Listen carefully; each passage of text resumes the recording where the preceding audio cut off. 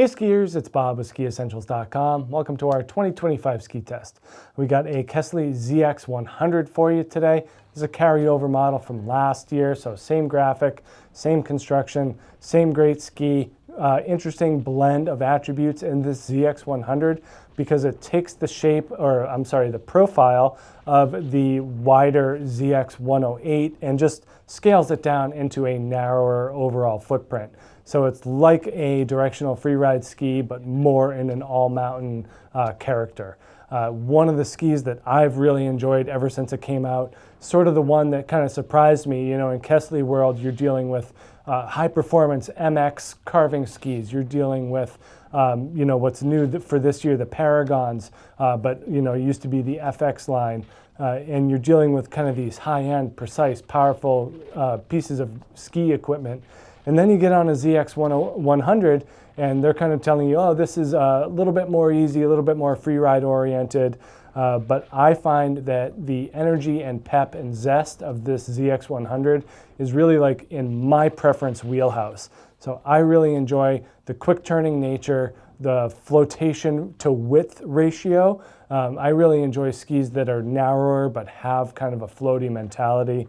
So this ZX100, it just fits in well with my style, even though it's kind of in that intermediate to advanced range, whereas the new Paragons, which share a very similar shape but have a burlier build, fit into that advanced expert category. So even though, you know, like at 6'2", 225 pounds, I kind of outweigh this ski, I still just really enjoy it. So if you're kind of in that range, but you know you enjoy something more mobile, more agile, a little bit floatier and driftier, don't overlook the ZX100 just for something with metal in it. There's a lot of pep here for sure.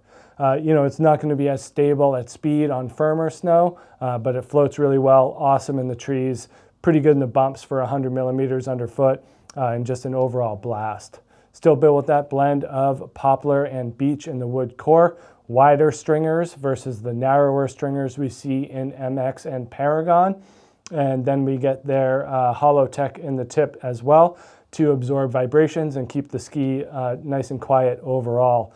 From a shaping perspective at 100 millimeters, really blends attributes. So narrow enough to be used in an on-trail format, especially when that snow is a little bit softer or degrading throughout the day as it gets cut up or softer due to warmth. It's nice to have that extra width underfoot for balance and just to keep you a little bit more centered and square.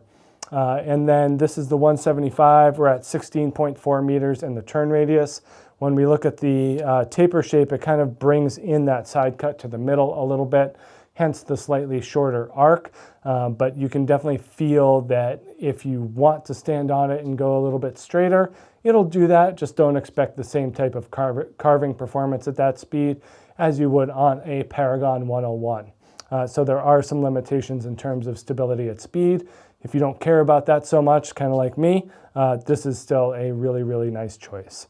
But we definitely see that freeride inspired shape, definitely more of a directional freeride mentality. Let me get a weight on this thing first. This is the 175, 1,843 grams. So with that beech and the fiberglass, we do see a little bit of weight.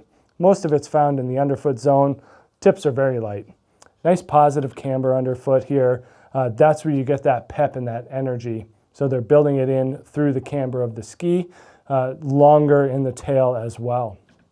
But we do get a nice long rocker profile in the front. Like for a 100, there aren't a whole lot of skis out there that have this length of rocker and then this much taper. So very much a freeride inspired shape and profile here in this ZX100 based off of the original, that ZX108. So this is just that pared down version scaled down into a narrower footprint.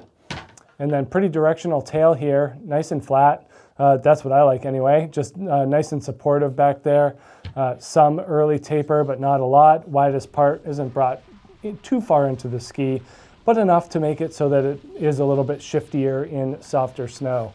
But I really like this thing just on softer trails and in kind of, you know, packed out to mid-depth snow in the woods. You know, you don't always get to choose how much snow is in the woods when you go out and ski them. So better be prepared for everything. I think that's where this 100 really separates itself from the pack, because you don't often get this type of shape and profile in a 100mm ski that's this quick. So pretty unique blend of attributes.